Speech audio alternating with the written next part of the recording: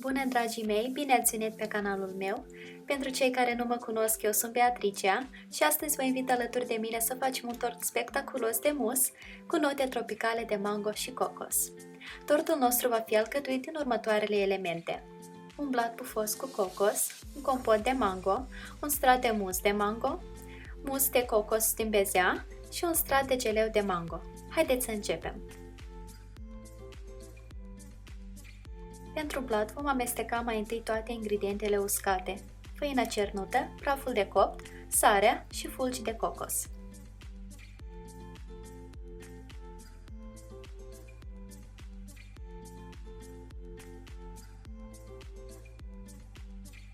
Într-un bol vom bate împreună un ou la temperatura camerei, împreună cu zahăr și esență de migdale sau cocos.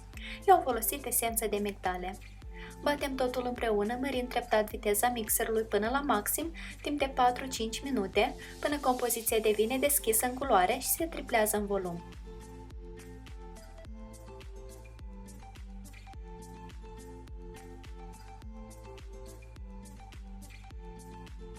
Adăugăm ingredientele uscate pregătite mai devreme și le incorporăm în compoziția de ou în câteva etape, cu mișcări foarte ușoare folosind o spatulă.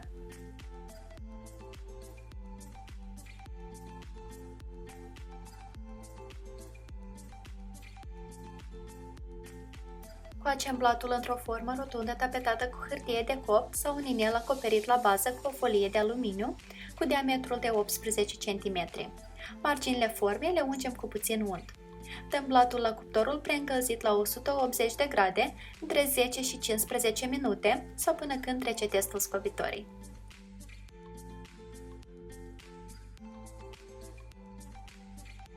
Lăsăm blatul să se răcească pe un grătar, iar acum vom pregăti compotul de mango. Într-o tigaie vom topi untul și zahărul, după care adăugăm mango tăiat cu bulețe. El poate fi atât proaspăt cât și congelat.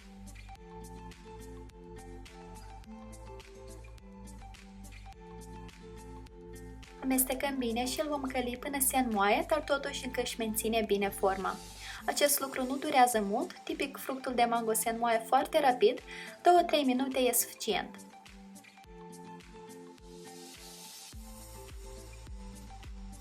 Transferăm compotul de mango într-un bol pentru a se răci, iar când s-a răcit îl vom distribui uniform pe suprafața blatului. Blatul l-am plasat în interiorul inelului în care s-a copt inițial, iar marginile formei le-am acoperit în interior cu o folie de acetat.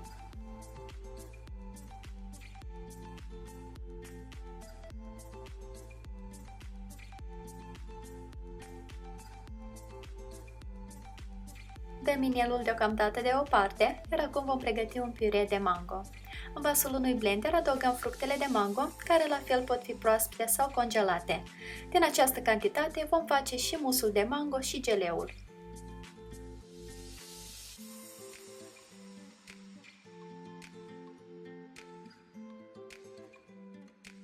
Pentru musul de mango, într-o cratiță vom turna 170 de grame din piureul obținut, adăugăm zahăr și dăm cratița la foc mediu scăzut. În același timp vom hidrata și gelatina în apă rece.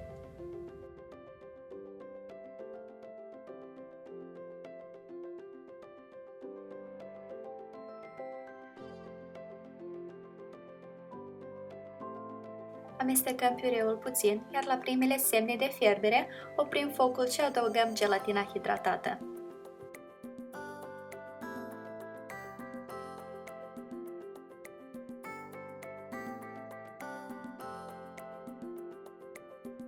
Amestecăm foarte activ până absolut toată gelatina s-a topit. Lăsăm piureul să se răcească până la cel puțin 40 de grade, iar între timp vom bate frișca rece de la frigider. Adăugăm puțină pastă sau extract de vanilie și batem frișca doar până la o consistență foarte moale.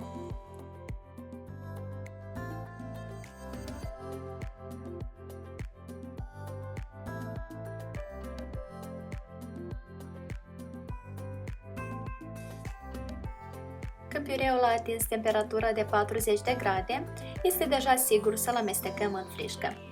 Amestecăm activ până obținem o compoziție omogenă și turnăm musul obținut direct peste compotul de mango.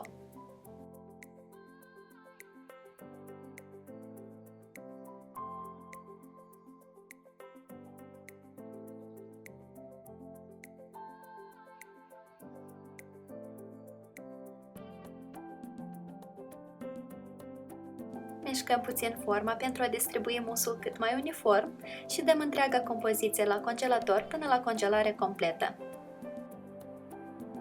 Iar acum să trecem la geleu. Vom hidrata gelatina în apă rece, iar într-o cratiță vom adăuga celelalte 150 de grame de piure.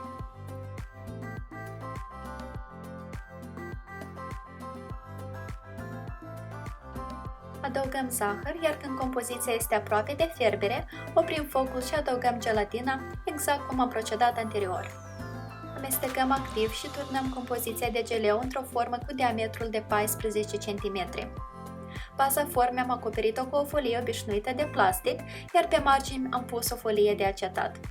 În loc de folie de acetat, puteți folosi și o hârtie de copt. Dăm forma la congelator până la congelare completă. Doar atunci când toate straturile sunt complet congelate, putem începe să pregătim și musul de cocos. De data aceasta, musul va fi pe bază de bezea italiană. Vom bate mai întâi frișca rece împreună cu zahăr pudră și pastă de vanilie sau esență de cocos. Ca și data trecută, frișca trebuie bătută doar până la o consistență foarte moale. Acest aspect este foarte important, mai ales pentru tipul de mus care urmează să-l pregătim. Hidratăm din nou niște gelatină în apă rece, iar într-o cratiță vom fierbe laptele de cocos. Când laptele începe a fierbe, oprim focul și adăugăm gelatina hidratată. Amestecăm activ și lăsăm această compoziție să se răcească.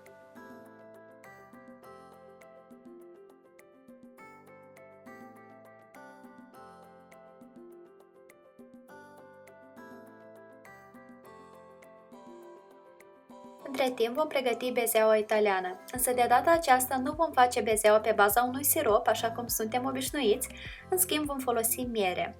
Mierea va da o aromă foarte plăcută musului și se va combina foarte bine cu notele de mango.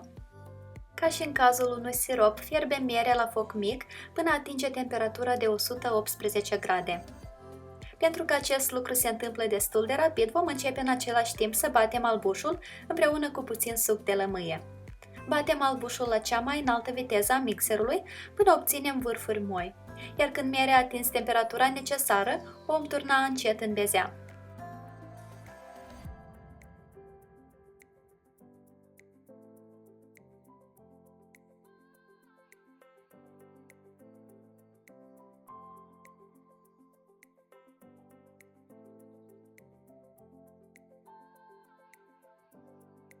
Continuăm să batem bezeaua până devine foarte lucioasă, stabilă, iar bolul nu mai este fierbinte.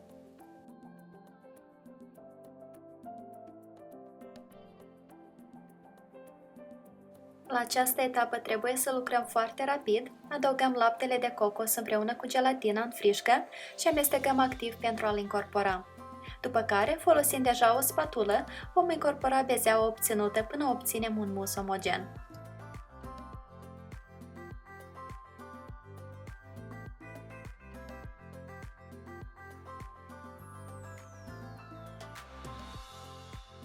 Transferăm musul obținut într-un poș de patiserie, iar pentru a asambla tortul vom avea nevoie de o formă sau un inel cu diametrul de 20 de cm. Acoperim baza inelului cu o folie alimentară cât de neted posibil, iar pe marginile din interior plasăm o folie de acetat. Iar acum eliberăm din forme geleul, compoziția de mus, compot și blat.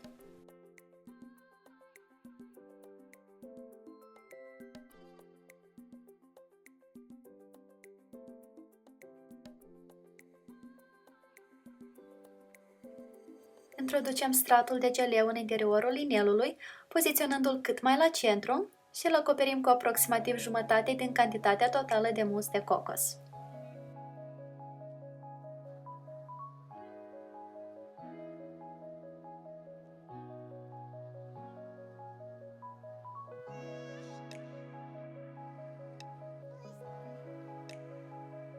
Nivelăm puțin și ridicăm puțin mus și pe marginile formei pentru a preveni formarea bulelor de aer pe marginile și suprafața tortului.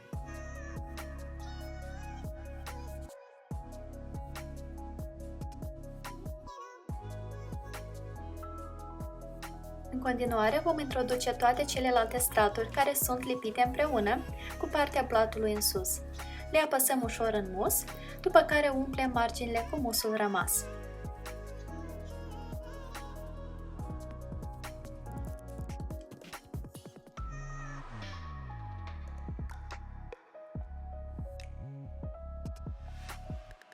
Dăm forma la congelator pentru minim 2 ore. Dacă nu intenționați să acoperiți tortul cu glazură sau catifea, atunci nu este neapărat să-l congelați complet, doar suficient până musul se prinde și puteți elibera tortul din formă. Alternativ, dacă doriți, puteți să-l lăsați la congelator chiar și peste noapte. În dependență de cât timp l-ați ținut la congelator, decongelați tortul la frigider pentru minim 4 ore înainte de a-l servi.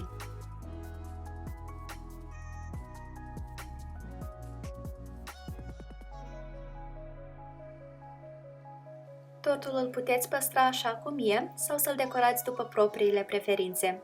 Pentru a decora tortul, eu am feliat un mango și l-am aranjat într-o formă de trandafir. Cât despre margini, le-am acoperit în întregime cu fulgi de cocos.